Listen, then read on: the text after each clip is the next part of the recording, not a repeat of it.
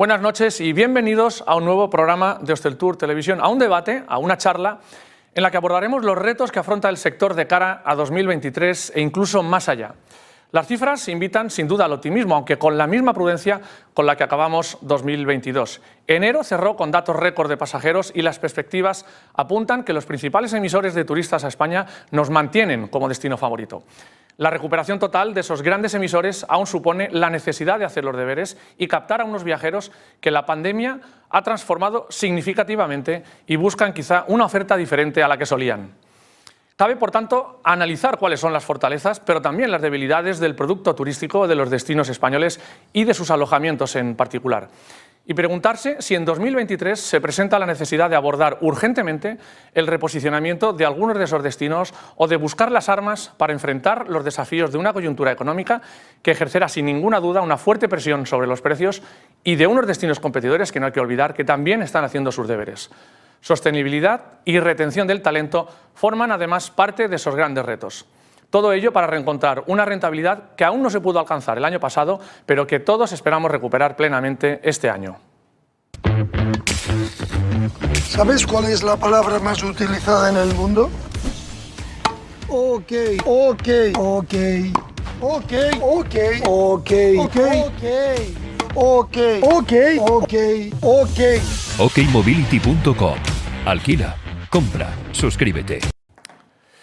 Pues junto a nuestros expertos, hoy vamos a tratar de dar respuesta a todas esas cuestiones y a otras muchas que se van a plantear a lo largo de esta charla. Hoy nos acompaña Enrique Ruiz de Lera, él es subdirector general de Marketing en Tour España. Enrique, buenas noches. Buenas noches. Gracias por acompañarnos. Gracias a vosotros por la invitación. Venido a este plato en tu estreno en Hosteltour Televisión.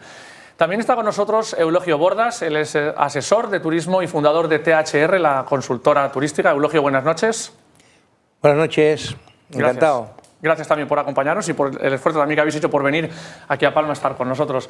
Francesc Mateu, Chisco Mateu, el director de la Agencia de Estrategia Turística de las Islas Baleares, os ha tenido que venir de fuera porque está todo el día aquí, pero te hemos tenido que rescatar de algún viaje que tenías. Buenas noches, bienvenido. Es así, pero bueno, encantado de estar aquí con vosotros. Gracias, Chisco. Y Tolo Gomila, que es el socio fundador de Mindhead. Tolo, buenas noches.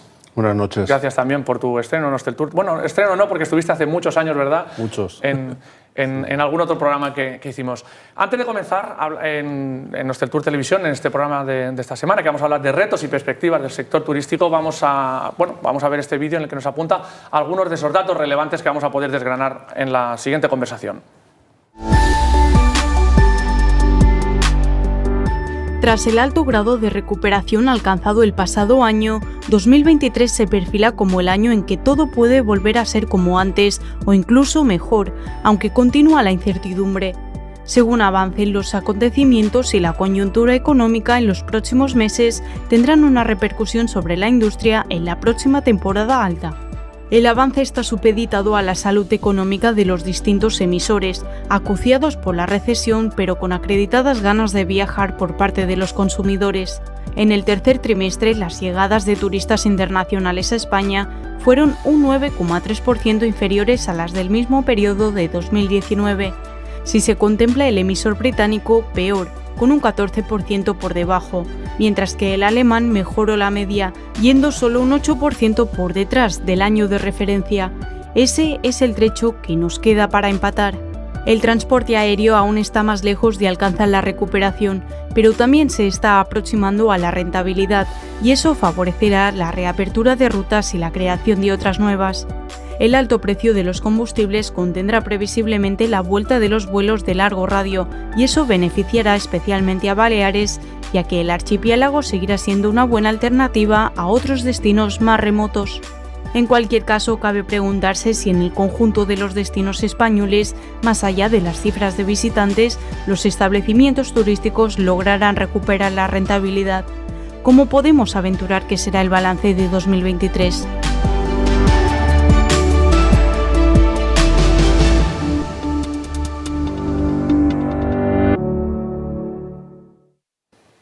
Pues no solo de 2023, de hecho, prácticamente no de 2023 vamos a hablar, sino de las perspectivas mucho más allá, de los retos que plantea el sector turístico. Y como decíamos en nuestra introducción, vamos a hacerlo acompañados de un plantel de especialistas que creo que realmente va a aportar muchísimo conocimiento en el programa de hoy.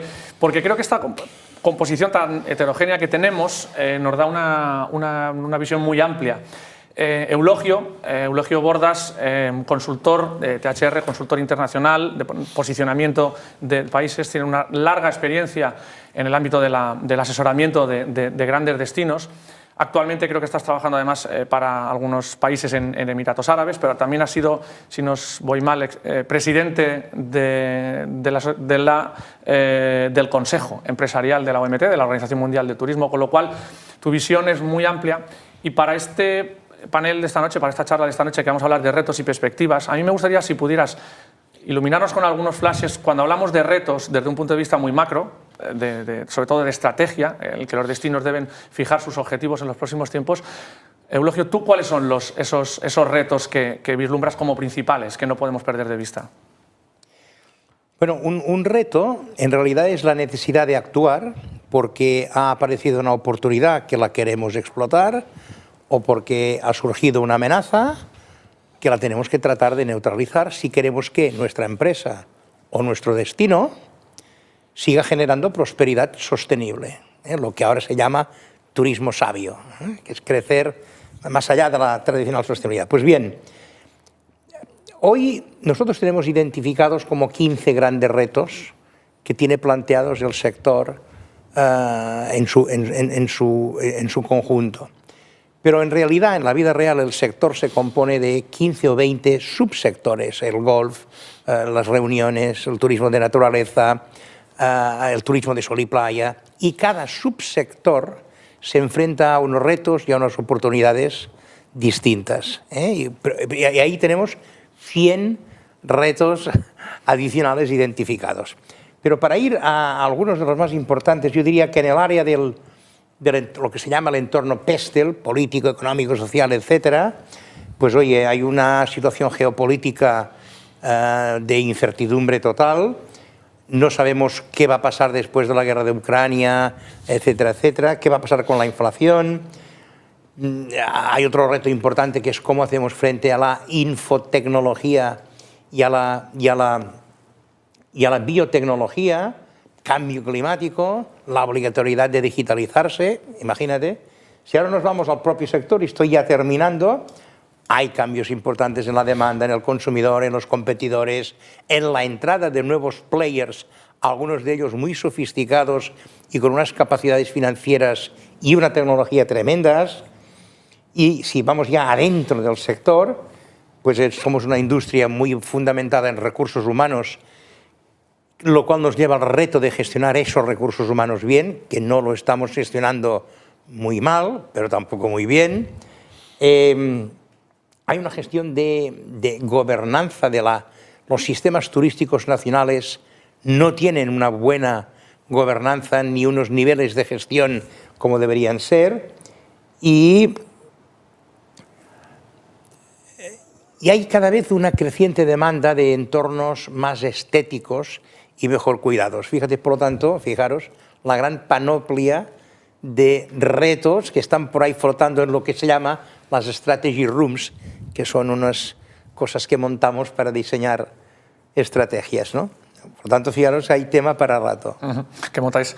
Has hecho una introducción perfecta como consultor. Realmente nos aportas mucho apunte para el debate. Por eso decía lo de la interesante composición de la mesa de hoy, porque si vamos concretando un poco eso más, cuando acercamos ese foco global y macro que nos aportaba Eulogio y lo traemos ya hacia España, Enrique, desde tu trayectoria en Tour España, que al final es el gran organismo turístico, el primer organismo turístico del país, del primer país turístico del mundo. Evidentemente, tú también estás en estrategia, estamos hablando de estrategia, cuando identificáis estos retos, y supongo que comparten muchos de ellos, hemos tocado aquí 8 o 10, pero decías, Eulogio, más de 100 por subsectores. Seguro que también algunos de ellos, tú y vosotros desde Tour España, y España como destino, estáis identificando algunos que son absolutamente primordiales y que tiene que abordar no solamente los destinos, sino las empresas turísticas desde ya. ¿Cuáles son los que vosotros estáis apuntando en ese sentido? Bueno, yo voy a ser un poco más prosaico y voy a bajar esa visión suborbital que nos ha dado Eulogio a una visión de 15.000 metros. Hay objetivos estratégicos que tiene Tour España que son permanentes. Estaban ahí cuando yo entré a finales del siglo pasado, que más suena esto, y que creo que siempre estarán, ¿no? Que son la desestacionalización, el incremento de la rentabilidad, la diversificación geográfica de los turistas que nos llegan, de los mercados emisores. Y estos son, digamos, inmanentes y permanentes, están ahí, y luego además daré algún dato interesante de cómo hemos evolucionado desde el año 2000. Y hay otros que son nuevos. Eulogio ha mencionado uno que yo creo que es fundamental, que es la entrada de nuevos actores, ¿no? Oriente Medio, todos los Emiratos con esa capacidad financiera y esa sofisticación.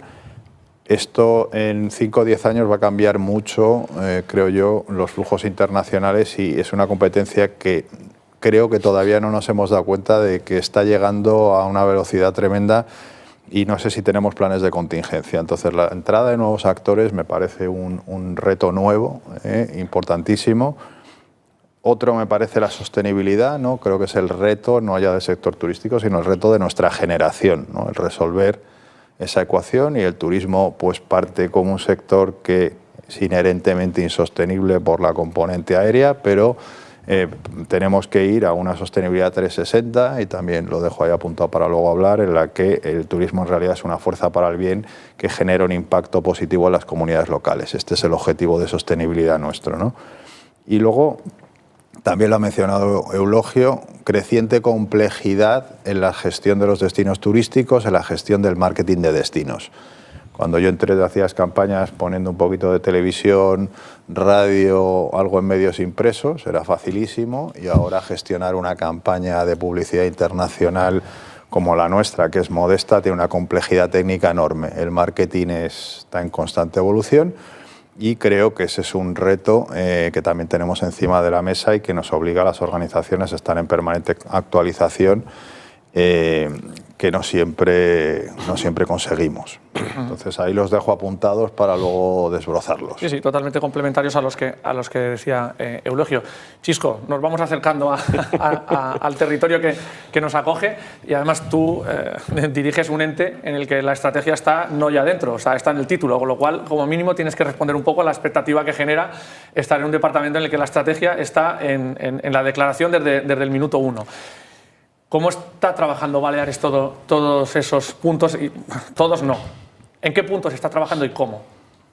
Bueno, Baleares siempre se encuentra siempre tiene un planteamiento, unos retos que siempre están, ¿vale? Que ya habéis hecho referencia, la desestacionalización por un lado, la diversificación, la conectividad, son esta serie de aspectos que caracterizan cualquier actuación que hagamos desde un punto de vista estratégico, pero además a esto le hemos añadido algunos otros elementos, probablemente el que más nos marca el camino a día de hoy es todo el tema de la sostenibilidad. Nosotros venimos trabajando en este tema desde el 2016, pero en el 2022 ha salido una ley de circularidad turística que va a marcar mucho los diferentes pasos que vamos a dar en este sentido, ¿vale? Estamos hablando de turismo regenerativo, aquí hablamos, al final siempre decimos que esta circularidad la va a tener que hacer realidad personas concretas que se van a tener que formar de una manera diferente de trabajar, porque hasta ahora hemos trabajado de manera lineal y vamos a tener que aprender qué es esto de la circularidad, y esto nos va a obligar a hacer muchos planteamientos en este sentido. Y hay otro elemento que también se ha introducido aquí, que es el tema de los datos, ¿no? El tema del conocimiento, que parte del tema de los datos, ya no es que aparezca hoy, pero es algo que los destinos vamos a tener que aprender, vamos a tener que trabajar y aprender a utilizar. A mí es un tema que me tiene muy expectante, me parece un tema muy complejo que va a afectar mucho a la manera como trabajamos los segmentos, a cómo trabajamos los destinos y a cómo trabajamos el producto y el servicio en sí, porque creo que los datos nos van ya lo habéis planteado vosotros, nos van a dar informaciones que nos van a obligar o a plantear muchos cambios, muchas evoluciones en el servicio y en los destinos tal como los tenemos planteados a día de hoy.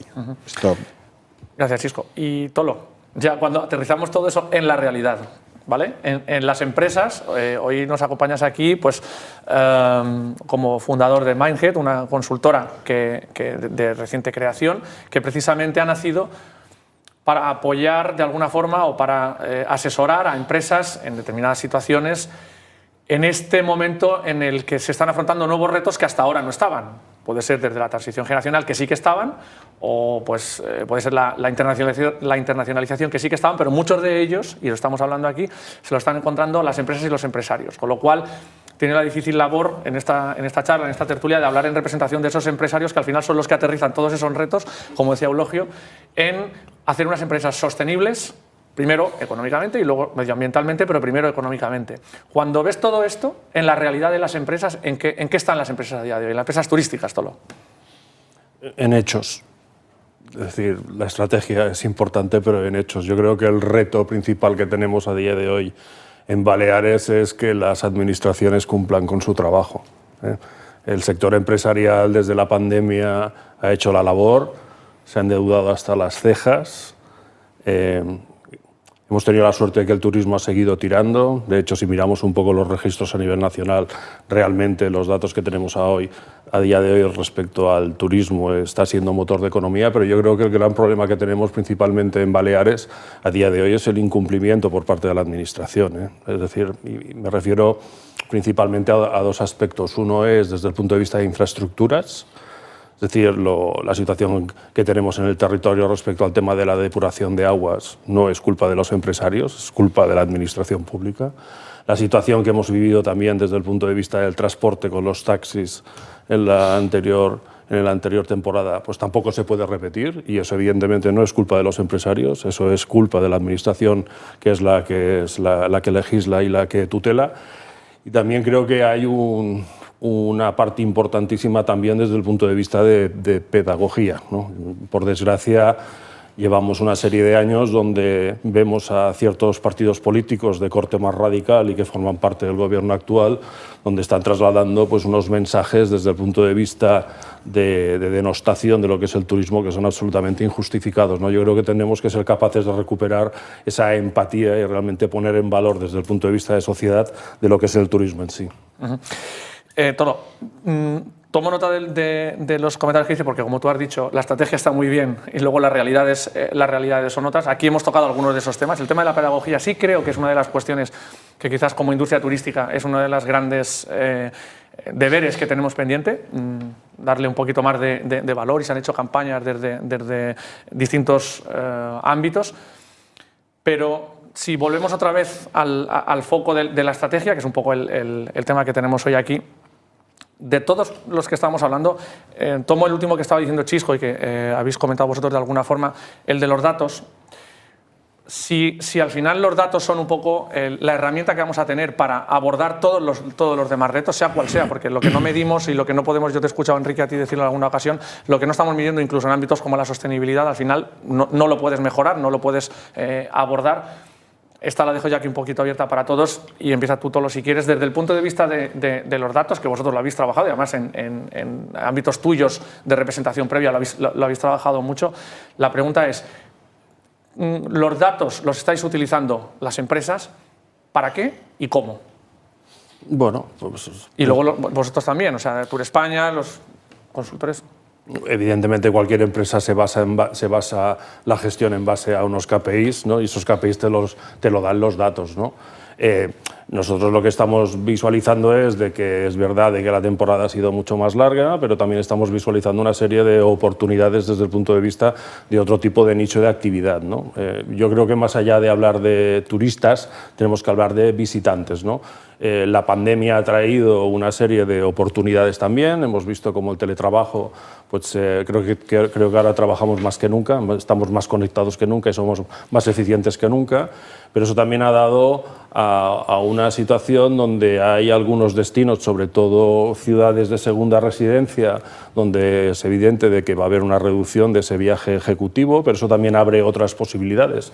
Hemos visto cómo, por ejemplo, Twitter cierra su headquarter en Silicon Valley y de repente aparecen 7.500 teletrabajadores, ¿no? Y nómadas digitales. Creo que ahí tenemos un nicho de oportunidad extraordinario y que en nuestro territorio en Baleares acotado, que hemos hablado 200.000 veces del tema de la desestacionalización, ahí tenemos un nicho fantástico donde hay otras ciudades, hay un ejemplo claro, meridiano y de éxito como es Málaga, donde ahí podríamos tener también un nicho de oportunidad. Pero es que te veo que sonríes porque de hecho creo que en alguno de los ámbitos que estás trabajando... No, yo es que cuando oigo hablar de datos me entran sensaciones contradictorias. Por un lado, yo soy un gran creyente en la necesidad y la importancia estratégica de los datos, pero cuando al mismo tiempo me hablan de Big Data me pongo un poco nervioso. ¿Por qué? Porque esto es puro marketing. El Big Data es algo que se ha puesto de moda. Pero mira, el asesor de Big Data de Google ha escrito ahora un libro titulado Big Data, precisamente, donde dice que todo esto, el Big Data, es para 200 empresas del mundo. Que la mayoría de empresas normales, lo que necesitamos no es Big Data, sino Smart Data. Y entiende por Smart Data aquellas 15, 20 cosas, 15, 20, no 200.000, 15, 20 críticas, para estar permanentemente optimizando el modelo de negocio de la empresa, que suelen ser pocas cosas. Satisfacción del cliente, coste de los consumos, tendencias anuales, y donde nos tenemos que enfocar es un poco a esto. Evidentemente, estos 15, 20 cosas, si no hay una gran cultura orientada al dato, ni esas tendremos. Es decir, hay que desarrollar esta cultura del dato, pero sin dejarse obsesionar excesivamente por el Big Data. Y ya no me meto en hablar de la inteligencia artificial porque aún lo complicaríamos un poco más. Enrique y Chisco, yo creo que del tema de datos sí, porque estáis en departamentos de datos y de marketing. Entonces, ¿cómo es cualquiera de los dos? Por favor. Gracias. A ver, este es un tema fascinante. Estoy con Eulogio que el Big Data ha muerto. O sea, realmente tienes que estar en Smart Data. Pero yo hago la siguiente reflexión. Nosotros estamos pensando en transicionar a un modelo para ser una organización data-driven, ¿no? Guiada por datos de verdad y sobre todo first-party data. Tener relaciones propietarias con nuestros clientes. ¿Cómo es posible que España, que recibe 81 millones de turistas anualmente, no tenga una relación propietaria con ninguno de ellos? Cuando cualquier empresa que tiene 80 millones de clientes tiene una relación propietaria con ellos, y si no tiene una relación propietaria la van a desintermediar y va a perder valor. Entonces, con la muerte de la cookie, no me quiero poner demasiado técnico, y del second y el third party data, no queda más remedio que ir al first party data, y esto es un cambio mental impresionante para las organizaciones, para Tour España y para todos los destination marketers. Afortunadamente ya existe tecnología off the shelf muy sencilla que puedes utilizar para CRM y otras muchas cosas para relacionarte con tus clientes.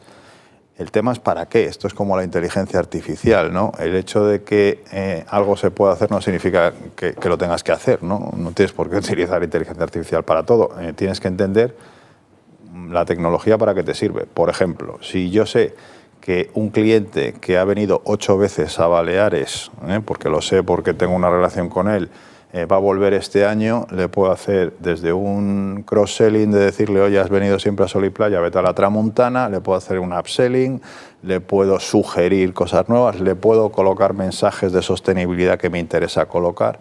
Esto es tener una relación propietaria. Pero la pregunta, Enrique, es ¿quién? ¿De quién es el cliente y de quién es el dato? Porque sí que es verdad muy buena esa. Que el hotelero, que es el que al final lo acoge, o el hotelero o el que lo está alojando, está recogiendo esos datos, pero ¿desde las administraciones se maneja ese dato? ¿Cómo le puedes hacer llegar? ¿De quién es el cliente? ¿Y de quién es el dato del cliente? Porque tú estás hablando desde la perspectiva de España, tú puedes hablar desde la perspectiva de Baleares, pero al final el dato, ¿quién lo ha conseguido, quién lo tiene y quién puede hacerle llegar ese mensaje? Mira, en el caso de Croacia, Croacia hace ya 7 años que por recomendación nuestra lanzó lo que se llama el e-Visitor.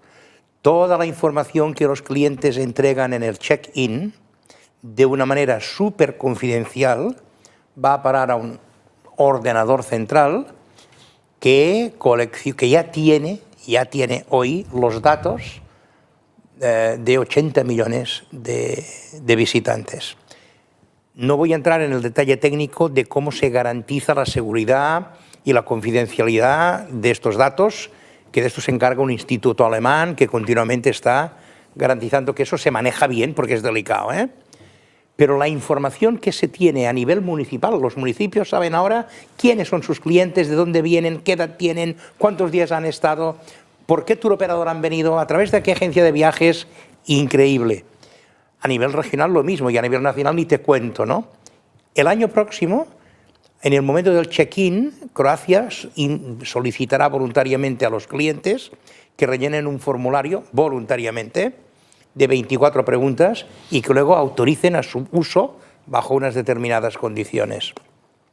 Ahí se les preguntará sobre preferencias, motivaciones, hobbies, competidores, intenciones de volver, intenciones de visitar otros destinos. Todo esto es una información para el marketing, para el diseño de la marca, para la mejora del producto brutal, y la tienes a nivel municipal. Y nadie se pregunte de quién es el dato. Esto nos lo preguntamos aquí. Y alguna federación de agencias de viajes se lo pregunta. Sí, pero cuando yo le preguntaba de quién es el dato, me refiero a la hora de utilizarlo para vender un producto complementario con un upselling o con un cross-selling. De alguna forma... Pero es que aquí uno de los aspectos clave, y Eulogio ya ha hecho referencia a ello, es la compartición. O sea, creo que uno de los grandes retos de este Smart Data que decíamos, primero es hacerse las preguntas correctas, que ya habéis hecho referencia, pero que me parece un aspecto clave, porque de aquí se derivará exactamente estos KPIs necesarios, y no trabajar en volumen, sino trabajar en aquello que tú necesitas para responder a estas preguntas. Y el segundo gran reto es ser capaces de compartir este dato. Entonces, la propiedad del dato deja de tener importancia, porque al final, es decir, una agencia de estrategia, como es nuestro caso, cuando tú imaginas qué puede hacer a día de hoy, evidentemente el dato puede ser que sea céntrico en este sentido. Pero lo que no tendría ningún sentido es que nosotros lo centralizásemos y no lo compartiésemos. La clave es tener la capacidad de aprovechar lo que ya se hace, que ya se han hecho cosas interesantes en las Baleares, en diversos destinos, punto número uno. Y punto número dos, una vez seas capaz de aglutinar sectores diversos en este sentido, y no solo hablamos a nivel turístico, sino que hablamos además de nivel medioambiental, hablamos de nivel social, etcétera, etcétera, y ser capaces de nutrirse y a la vez compartir este dato de diferentes capas, ¿vale? Pero ahora Eulogio estaba diciendo, es decir, Croacia a nivel país es capaz de hacer llegar el dato a nivel municipal, a nivel destino prácticamente. Bueno, pues probablemente este es uno de los grandes de cualquier sistema, es no cerrarlo, sino hacerlo compartido, sino que todo el mundo tenga Yo, de todas formas, acceso. cuando preguntaba de quién es, no me refería tanto a la responsabilidad, sino a la capacidad de utilizarlo, como decías tú, para vender algo en su momento desde un punto de vista del marketing o de la comercialización, de vender algo que no haya, una experiencia que no haya tenido en sus experiencias anteriores. Ese tipo de utilización inteligente del dato es donde está el reto. Al final, ¿quién lo tiene que hacer? Yo creo que Eulogio lo ha contado, o Croacia ya lo ha hecho. Si Croacia lo ha hecho, ¿por qué no lo podemos hacer nosotros? Tecnológicamente son sistemas federados de datos que son perfectamente factibles, y sería cuestión de avanzar en esta línea con todas las administraciones. Pero claramente es bastante sorprendente que el sector turístico sea de los pocos que no tiene ni busca relaciones propietarias con sus clientes, ¿no? Cosa que los hoteles saben muy bien. ¿Te atreves a decir eso? Hombre, ni tiene ni busca. Están todos locos, todas las hoteleras, todos los operadores están locos por... Ahora, evidentemente, hace unos años se han dado cuenta que si no tienes la relación propietaria con el cliente, pues te desintermedia una OTA, etcétera. Pero esto ha sido los hoteleros de hard way, ¿no? Lo han aprendido por la vía dura, pero, por ejemplo, las agencias de marketing como nosotros no hemos sentido esa necesidad de tener la relación propietaria, y ahora que vemos que la cookie va a morir y el second party data y el third party data, como marketer no los vas a poder utilizar, o tienes una relación propietaria o vas a estar fuera de juego. Esa responsabilidad también recae en la administración, toda esa captación de datos. Yo creo que a la parte privada lo que le corresponde es la generosidad, ¿no? En definitiva, hay que ser capaces, ¿no?, de ver que la estrategia es algo que es absolutamente global.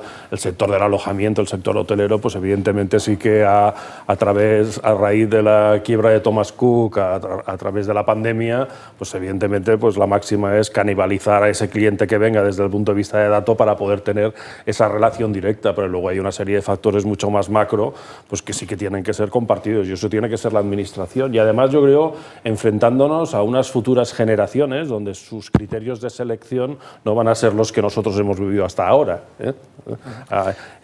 Hay compañías hoteleras que están adelantando en el tema de sostenibilidad pues sus objetivos de desarrollo sostenible 2030, 2050, pues hay algunas que nos están adelantando y yo creo que en gran medida, más allá de que tengan inoculado ese criterio de sostenibilidad, creo que también es un tema claramente estratégico, porque posiblemente futuras generaciones dentro de su criterio de selección a la hora de elegir un producto sea cuán sostenible es el producto que vaya a adquirir. ¿Ibas a decir algo, Chisco? Bueno, que sí, referente a esto, que otro tema importante a nivel de datos es la flexibilidad. ¿Por qué? Porque vamos a pensar hoy en modelos de comportamiento que mañana habrán cambiado, con lo cual pues el dato te va a dar una información, pero que vas a tener que, de manera, a nivel de datos federados, pues ser capaz de estar en constante evolución. Simplemente en este apunte. Yo para cerrar el tema de datos, Justo, es lo que... simplemente que sepáis que Croacia, a partir del año 24, va a lanzar 200 millones de ofertas segmentadas al año a 200 millones de clientes no distintos. Algún cliente recibirá 4, 5, 6. Una oferta segmentada es una propuesta concreta de 4 días, 5 días para hacer una cosa muy concreta que sé que te gusta, que te propongo que vueles en esta compañía aérea, especialmente en pre- y post-temporada. Y eso lo hace Croacia. Lo hará. Quiero decir, lo hará Croacia como oficina. O sea, lo hace el país. No lo hace un tour operador, no lo hace una... No, lo hace el Tour España Croata. El Tour España Croata. Con una aplicación que pondrá a disposición de los Tour Españas regionales, o sea, es decir, de las oficinas de promoción regionales, para que, de acuerdo con unas reglas del juego, sean ellos los que generen estas ofertas segmentadas y las introduzcan en el sistema y el sistema las enviará, pero ellos no sabrán a quién las envía.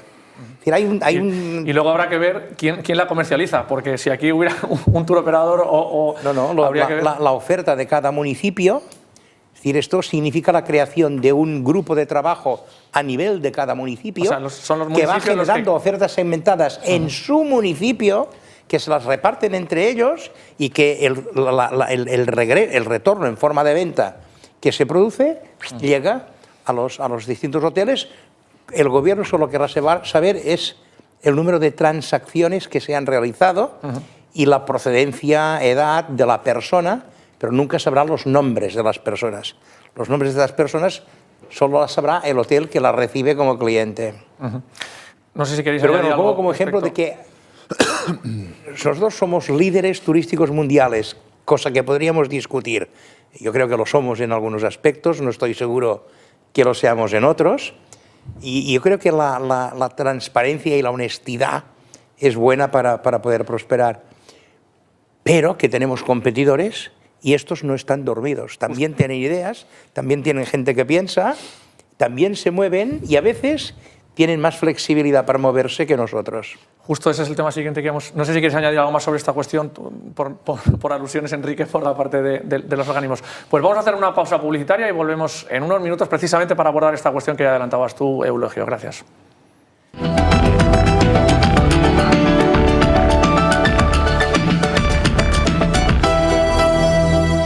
¿Necesitas retirar tus residuos? Hazlo de la forma correcta. En Aujub Contenedores encontrarás todos los servicios que necesitas para retirar tus residuos cuidando del medio ambiente. Alquiler de contenedores de obra, tubos de desescombro, sacas, maquinaria para la construcción, camión grúa y transporte autorizado de residuos. Infórmate en el 971 43 18 11 o escríbenos a info@aujub.com. Aujub Contenedores. Cuidamos del medio ambiente. Cuidamos de ti.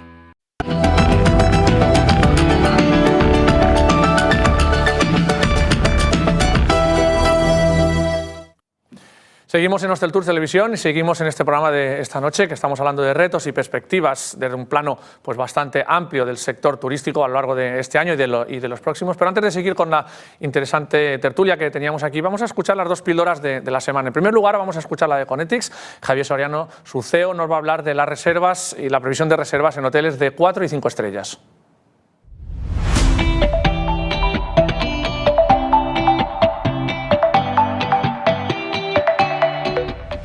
Hola, ¿qué tal?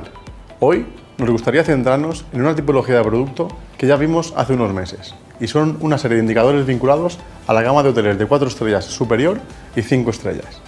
Centraremos el análisis en este inicio de año y la tendencia de las reservas para dos mercados maduros, el mercado británico y alemán.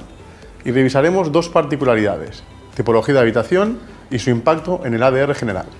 Tipología de habitación, lo hemos venido hablando con anterioridad, y es el reposicionamiento de habitaciones de gama superior que en este perfil de cliente siguen teniendo un impacto muy positivo. Tipologías con una característica superior tienen un mejor rendimiento para este perfil de cliente. Es de esta forma que saltamos a las mejoras en ADR general, ya que esta particularidad de las mencionadas habitaciones de categoría superior supone hasta un impacto del más 6% en el ADR general del hotel, más los extras derivados de este tipo de reservas. Para acabar, quiero añadir que el lead time o momento de la reserva para esta tipología de cliente se acerca a horquillas con menor antelación. Es sin duda un perfil de producto a seguir monitorizando por su impacto positivo en el ADR. Un placer compartir datos con todos vosotros.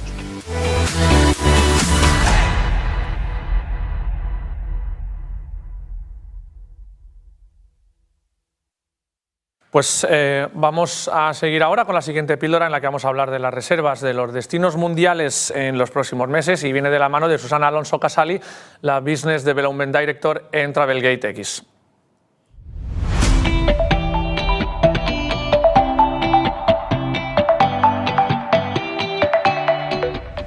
En la píldora de hoy hemos analizado las reservas de destinos mundiales para los próximos meses. En el top 5 vemos que Estados Unidos lidera el ranking con más reservas y con una subida de precio del ADR del 17%. Seguidamente tenemos a España, Italia, Portugal y Reino Unido, que se posicionan entre los 5 más reservados, reemplazando a Emiratos Árabes y Francia, que estaban el año pasado. En cuanto a los mercados de origen que más viajarán en los próximos meses, tenemos a los norteamericanos, ingleses, españoles, brasileños y alemanes, similar al año anterior. Podemos destacar que este año casi todos aumentan las reservas de alojamiento entre 1 y 2 noches más que en 2022. Por último, y sobre los tipos de viajeros, en nuestros datos vemos que las parejas concentran el mayor porcentaje de reservas, seguidos de grupos y viajeros en solitario. Estos últimos descienden 2 posiciones en el ranking respecto al año pasado. Las reservas para los próximos meses se reactivan. Vemos que se realizan con 90 días de antelación, pese a la subida de los precios en casi todos los destinos. Contar con información y datos es cada vez más importante para la toma de decisiones en cualquier empresa turística, y desde nuestro marketplace ayudamos con neutralidad y eficiencia. Saludos y hasta la próxima.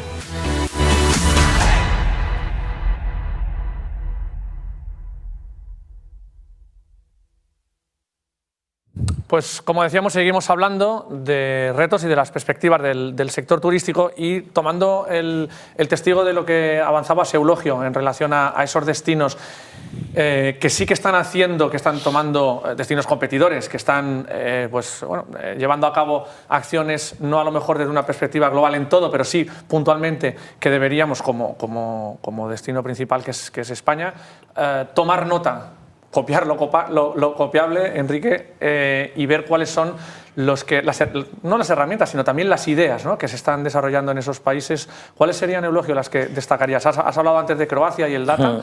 A ver,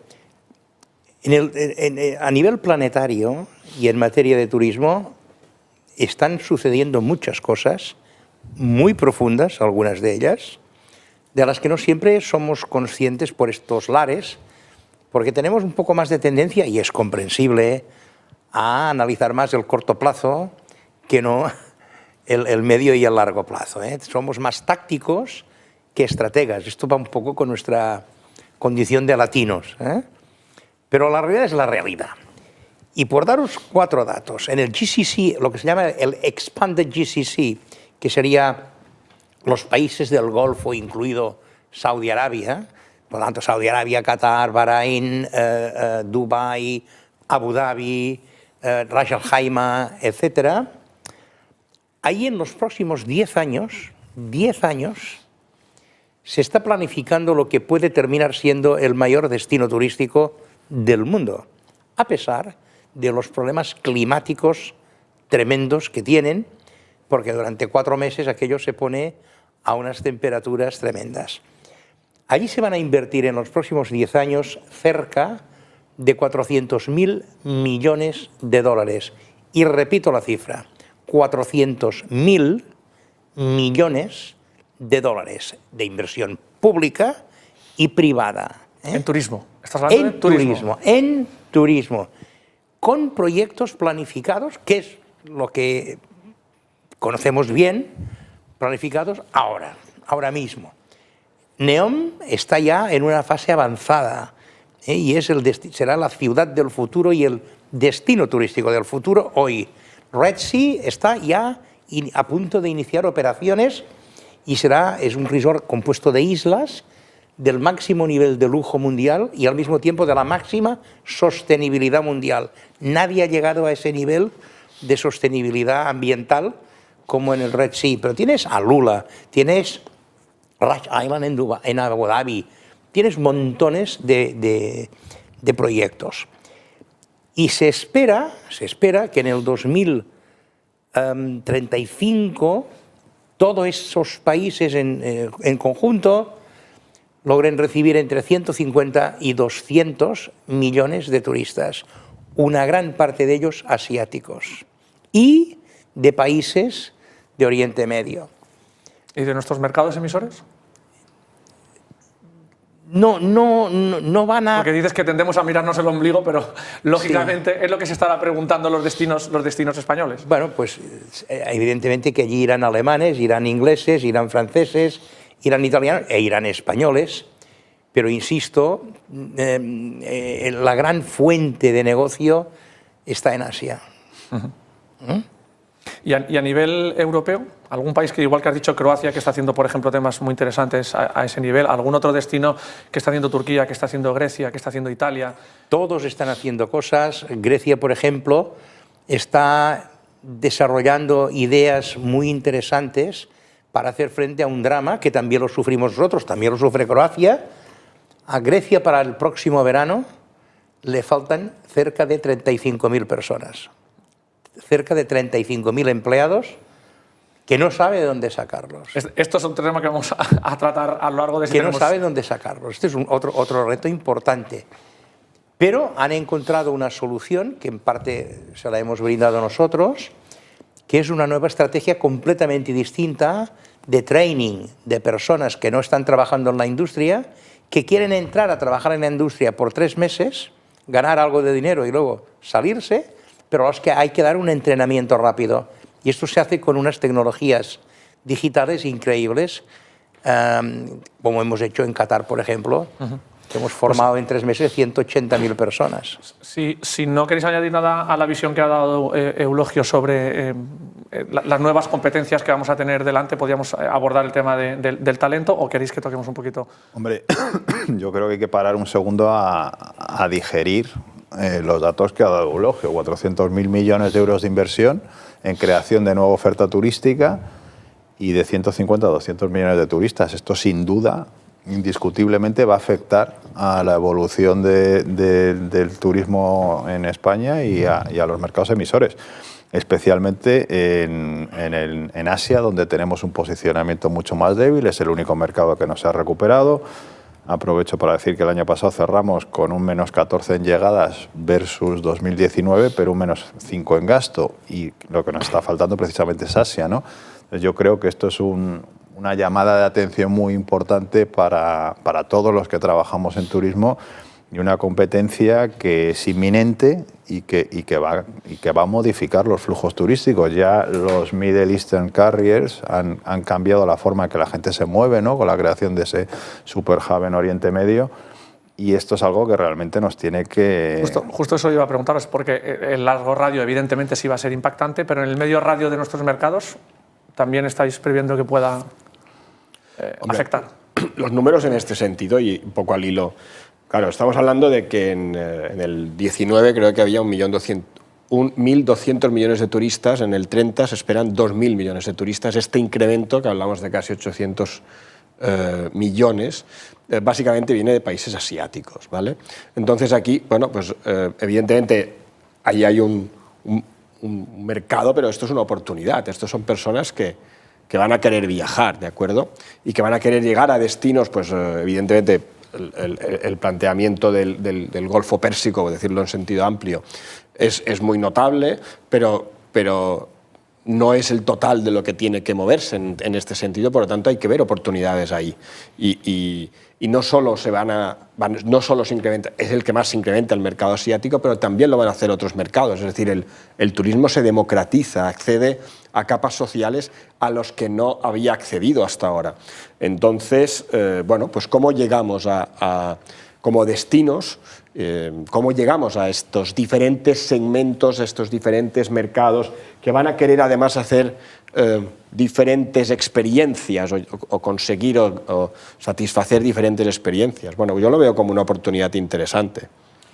Al hilo de lo que comentaba Eulogio respecto al tema de Croacia y al tema de los datos, durante la pandemia, por ejemplo, en España lo que hemos visto ha sido que los destinos de interior han tenido unos crecimientos realmente importantes, ¿no? Provocados principalmente por el miedo pospandémico y porque la gente ha buscado pues, sitios de menos presión y otras tipologías de alojamiento a lo mejor, pero lo que ha hecho ha sido ponerlo en valor, ¿no? Si realmente pudiésemos explotar ese dato como explota Croacia, yo estoy convencido de que nos permitiría hacer una labor más artesanal de poder ir dibujando una amplísima cartera de diferentes experiencias, porque en definitiva de eso se trata. Ya no solamente es un destino, ¿no? Sino y con lo diverso que es nuestro país, ahí a buen seguro de que habría un ejercicio muy interesante. Sin embargo, te enfrentas a dos problemillas. Uno es que la Dirección General de Policía no está muy por la labor de procesar, aunque sea en forma anónima, los datos despersonalizados, que esto es crítico, sino que GEPTA, una asociación de agencias de viajes, pues ha escrito algunas cartas sumamente críticas diciendo que podrían perder un 30% de negocio si España solicitara estos datos de los clientes. Croacia hace ya casi 7 años que los está solicitando y cada año tiene un 15% más de turistas. Quiero decir que no. Volvemos otra vez a lo que comentábamos antes de que también esto merece un ejercicio de una generosidad, ¿no? Por parte de todos los actores, ¿no? Y esas críticas no solamente vienen por parte de GEPTA, vienen también de otros sectores. Lo que te está diciendo Chisco, Enrique, Tour España, ¿cuál es la labor que tiene que capitanear desde esa posición supra-regional, ¿no? para atraer esos nuevos mercados que estáis haciendo? A ver, claramente, y yo he estado, en fin, destinado en Asia, en América Latina, en los mercados lejanos, si no vas con la marca España, no puedes ir. De hecho, ya con la marca España vas en un posicionamiento débil. Entonces, la marca España es fundamental para acceder a esos mercados lejanos. Nuestro rol es, bajo el paraguas de la marca España, gestionar ese horizonte de más de 200 marcas turísticas que un día me puse a contarlas y me salieron así rápidamente. Creo que, como ha dicho Eulogio, el futuro del turismo en gran parte, sobre todo para las ciudades, va a ser Asia, ¿vale? Y Estados Unidos, donde vemos un potencial enorme. Y me gustaría también contar que los objetivos estratégicos, estos permanentes que tenemos y tendremos siempre, de la estacionalidad, el incremento de la rentabilidad, me he molestado en consultar con nuestro centro de inteligencia turística, que es magnífico. Voy a hacer aquí un anuncio, si me permitís, para ver qué ha pasado con la estacionalidad desde el año 2000 en España y con la rentabilidad, ¿vale? Hemos reducido en 20 años 4 puntos la estacionalidad en temporada alta. Es un avance, yo creo que no suficiente. Es un reto que sigue ahí y evidentemente el de la rentabilidad. Hemos crecido un 9% en rentabilidad acumulada en estos 20 años y deflactada. Es un logro, pero tenemos el reto de la rentabilidad, con lo cual tenemos todos los retos que teníamos más unos nuevos que son creciente competencia y el tema de sostenibilidad que todavía no hemos entrado. Ahora entraremos, pero Chisco, todo seguramente sobre el tema de la rentabilidad queréis aportar algo. Bueno, yo sobre todo sobre la marca España, que estoy de acuerdo contigo a nivel genérico, pero nosotros hemos trabajado un poco el tema de las marcas y claro, a la que microsegmentas ves maravillas. Por ejemplo, la marca Ibiza. La marca Ibiza en el microsegmento joven, que con un perfil muy de ocio. Creo que en ese sentido, evidentemente, el gran mercado, pues hay marcas, las marcas país son muy poderosas, pero luego el país cuenta con una serie de marcas, de destinos, que según qué microsegmentos tienen una capacidad y tienen un recorrido muy importante. Yo creo que España cometió un error estratégico gordo hace 25 años, cuando apostó muy fuerte por la marca España como marca única, y eso dio como resultado, 15 años después, una percepción tremendamente uniforme de toda la geografía española. Y las investigaciones de mercado demostraron que en Alemania, que en Inglaterra, no percibían grandes diferencias entre la Costa Brava, la Costa Dorada, la Costa del Sol o la Costa del... Inmenso error. Hoy esto se ve de otra manera distinta.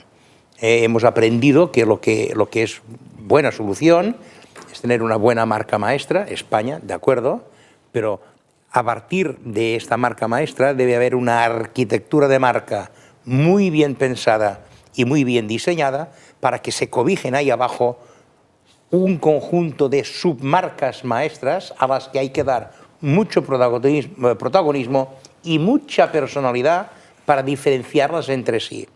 Este yo creo que es el nuevo enfoque, por lo menos el que nosotros estamos recomendando a la mayoría de nuestros clientes y funciona muy bien. Os voy a ir todo muy rápido porque nos acaban de avisar que te quedan 5 minutos y hay un tema que no podemos dejar de tocar. No, que yo creo que tenemos un gran ejemplo en España en cuanto a lo que es la diversificación, y es Málaga. O sea, Málaga en 20 años ha pasado a convertirse en la ciudad de los museos. Málaga se ha convertido también en un destino desde el punto de vista tecnológico, es decir, su alcalde ha apostado por el data center de Google, que también se instaura en Málaga, y que hay otro tipo de viajero, que ya para mí no es turista, creo que hay un visitante de más de 30 días de perfil tecnológico, de perfil ejecutivo, ¿no? El mundo ha cambiado, los teletrabajadores existen, el nómada digital además tiene una conciencia distinta porque no tiene un apego a la tierra de pertenencia, sino que le gusta estar dando vueltas por el mundo, y ahí creo que tenemos un nicho fantástico para poder ocuparlo. Y no solo en esos aspectos que has dicho, sino el de la sostenibilidad. Málaga ha traído a los 6 principales hubs de turismo sostenible del mundo. Y precisamente de sostenibilidad es en el ámbito en el que me gustaría que terminamos, como todos los grandes retos, porque cuando hemos empezado hemos lanzado como 20, evidentemente el tiempo es el que es, pero no podemos dejar de hablar del reto de la sostenibilidad como una de las palancas estratégicas sobre las que se tiene que asentar no solamente ya la imagen de España, sino de cualquier destino y de cualquier empresa en el sector turístico. Tour España la ha puesto en el foco y estáis desarrollando algunas labores. Eulogio, nos puedes estar mirando por un lado, no sé si estás totalmente de acuerdo con eso. Terminamos con unas últimas reflexiones vuestras sobre el tema de la sostenibilidad en cada uno de vuestros ámbitos. Si quieres, Enrique, empieza tú por la parte de España. Gracias. Bueno, yo creo que la sostenibilidad es el reto no ya del sector turístico, sino de nuestra generación, ¿vale? Y aunque a día de hoy todavía no es un factor decisor de la compra, y acabamos de hacer un estudio con Mastercard en Alemania, en Francia, Reino Unido y Alemania, donde el 41% de los encuestados son indiferentes, el 43% se interesan pero no hacen nada por comprar de forma más sostenible, un 10% están comprometidos y un 6% son militantes, ¿vale? O sea que todavía tenemos solamente un 16% de la población, si extrapolamos esto a toda la población viajera, que realmente la sostenibilidad es un factor decisor de compra.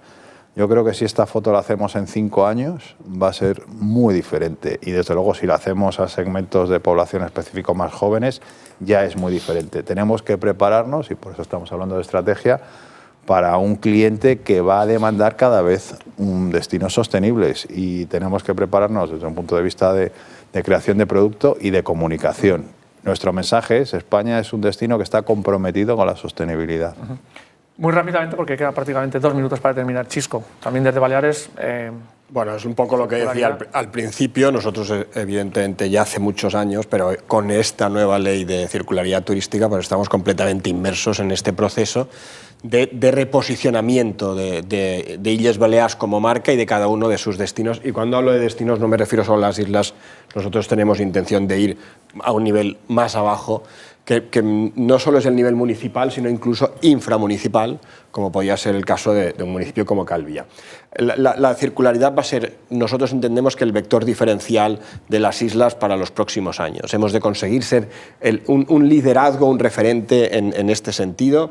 Se está trabajando en muchos ámbitos, hay una línea de trabajo junto con el sector privado que me parece particularmente importante, esta convergencia que está habiendo y esta visión conjunta que creo que es muy constructiva. Un minuto para terminar, Tolo medio y Eulogio otro medio.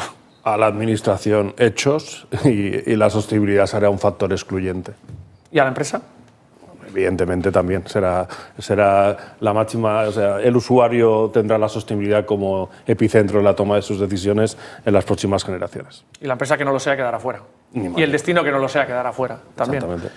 Eulogio. Yo muy brevemente, yo creo que el gran reto, ahora conceptualizando al que se enfrenta el sector turístico español, es a cómo mantener la prosperidad sostenible que el sector genera para todos los españoles.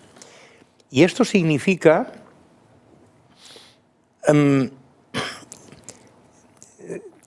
asegurar que las inversiones son rentables.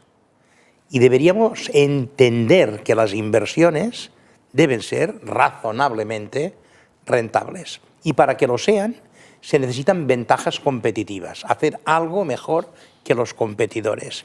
Y esas ventajas competitivas, que pueden ser muchas y muy diversas, siempre se basan en activos estratégicos. Alguien agarra un activo estratégico y sobre él genera las competencias que se traducen en ventajas competitivas. ¿Cuáles son los activos estratégicos de España? ¿Los tenemos claros? Y dos, si los tenemos claros, ¿qué estamos haciendo para mantenerlos con una alta calidad y eficacia como activos estratégicos? Yo creo que no los tenemos claros y por descontado no hacemos nada. Este es el gran reto. Pues con esa frase tenemos para otro programa entonces, porque si no lo estamos haciendo está claro que hay algo que tenemos que poner encima de la mesa.